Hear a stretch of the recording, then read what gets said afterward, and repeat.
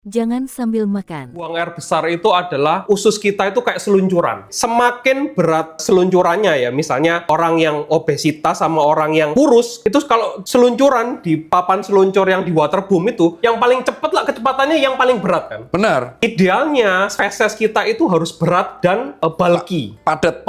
Ini bahas tai bulky. Iya.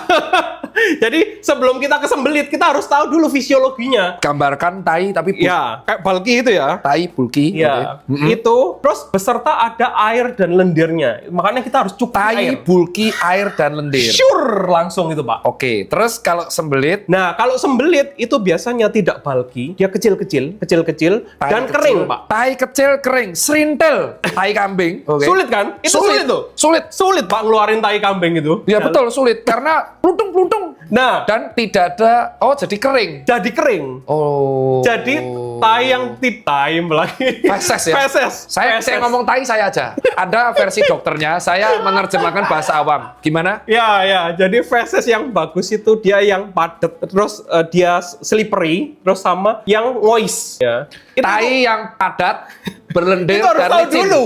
Itu harus Ini tahu dulu. pertanyaan penting ya? Penting ini. Itu orang sehat tuh ya. Kita bicara dengan orang sehat. Itu alasan kenapa kalau di dunia kesehatan, urin dicek, feses dicek. feses dicek. Penting. Penting. Karena apa? Begitu kita padat fesesnya baik, itu ternyata mengurangi satu, uremic toxin, Pak. Uremic toxin. Apa Uremic itu? toxin itu kandungan amonia dan ureum pada pasien saya gagal ginjal. Dia itu meningkatkan kreatinin dan bun. Jadi memperburuk kerja ginjal. Oke. Jadi itu kalau misalnya orang gagal ginjal kan kreatinnya tinggi ya, toh? Betul. Karena sampah dalam tubuh nggak bisa dibuang. Betul. Ya. Nah, saat kita konstipasi ternyata itu saluran pencernaan kita itu kalau kita konstipasi memproduksi amonia dan uremic toxin.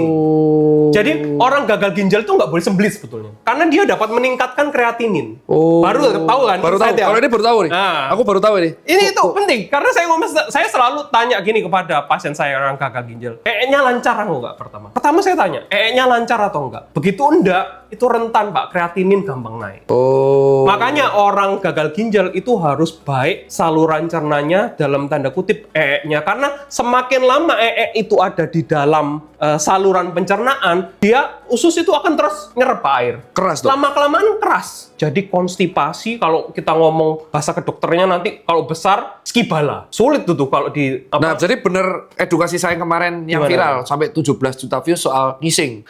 Jadi kalau kita udah kebelet ngising harus ngising kan, harus harus itu. jangan ditunda kan. Jangan. Belet tahan. Nggak, jangan Pak.